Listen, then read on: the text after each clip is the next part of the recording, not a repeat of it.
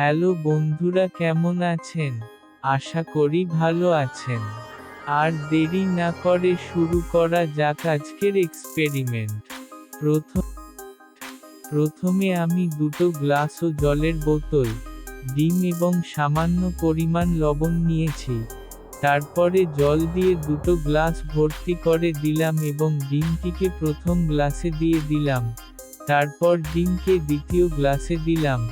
দেখলাম যে ডিম দুটি গ্লাসের নিচে চলে গেল। এরপর প্রথম গ্লাসে কিছু পরিমাণ লবণ মিশিয়ে ভালো করে নেড়ে দিলাম। তারপর দ্বিতীয় গ্লাসের ডিমটিকে প্রথম গ্লাসে দেওয়া মাত্রই দেখা গেল যে ডিমটি ভেসে উঠল। আবার ডিমটিকে দ্বিতীয় গ্লাসে দিলাম, কোনো পরিবর্তন হলো না। আবার ডিমটিকে প্রথম গ্লাসে দিয়ে দিলাম, দেখলাম যে ডিমটি ভাসছে আর নিচে নামছে না। এর উত্তরটি জেনে নেওয়ার আগে আপনি যদি নতুন হন তাহলে লাইক ও সাবস্ক্রাইব করে নিবেন।